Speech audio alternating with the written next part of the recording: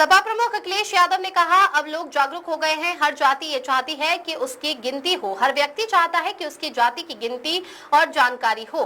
राष्ट्रीय पार्टियां भी क्षेत्रीय पार्टियों के विचारों को फॉलो कर रही हैं। अब कांग्रेस भी कह रही है कि वे जातीय जनगणना कराना चाहते हैं। भाजपा भी दबी जबान कहती है कि जातीय जनगणना कराएंगे।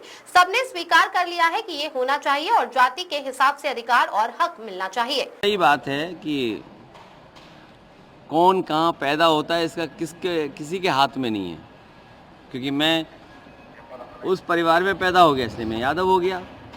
आप किसी और परिवार में पैदा हो गए तो आप वो हो गए। लेकिन एक अच्छी बात यह है कि इधर लोग जागरूक हो गए हैं और जागरूक होकर के पूरे देश में ये बहस छिड़ी हुई है। हर जाति ये चाहती है कि उसकी गिनती हो। पूरे देश में एक अच्छाई ये आई है कि हर व्यक्ति चाहता है कि उसकी जाति के बारे में गिनती हो और जानकारी हो।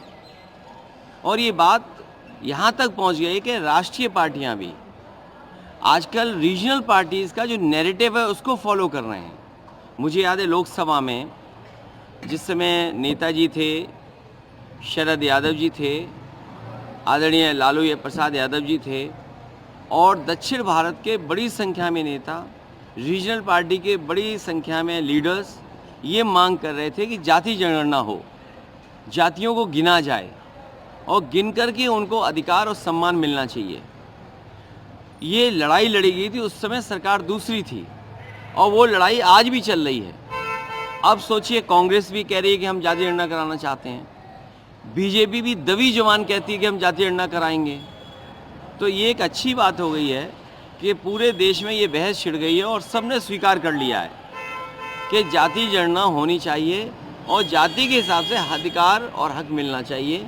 जो बाबा साहब भीमराव अम्बेडकर जी का संविधान है, जिसमें सामाजिक आर्थिक रूप से जो गैर बराबरी है उसको दूर कैसे किया जाए, उस दिशा में जो आरक्षण है उस पर काम हो। और उसमें कई दल तो ये भी मांग रहे हैं कि दक्षिण भारत में जिस तरह सीमा टूट गई है आरक्षण की, वो सीमा तोड़ी जाए यहाँ पर। क्योंकि हमारे जो साथ हैं यादव महासभा में तो हैं ही हैं, लेकिन ये हमारे पारिवारिक इनसे रिश्ते भी हैं। और हैं एक विधायक भी है यादव जी, राम कुमार, ये क्या बोलते हैं, राम कुमार यादव, बीपीएल विधायक बोलते हैं।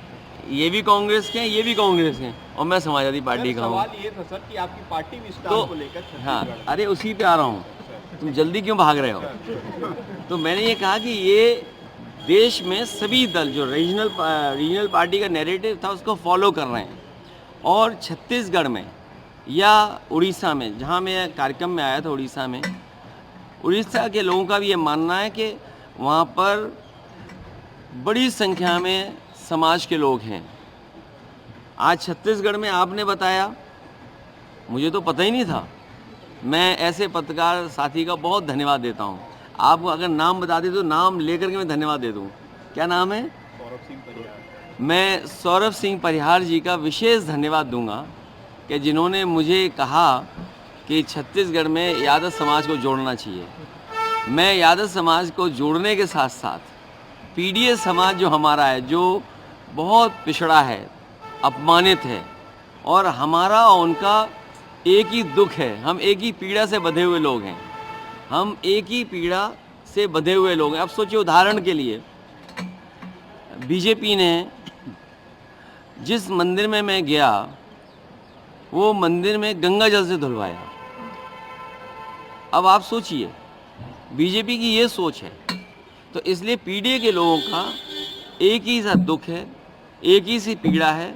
और कोई भी पीडीए परिवार का किसी भी पद पर बैठ जाए, पीडीए परिवार का व्यक्ति किसी पद पर बैठ जाए, चाहे वो राष्ट्रपति बन जाए, लेकिन उसके बावजूद भी उसे कभी कभी अपमानित होना पड़ता है।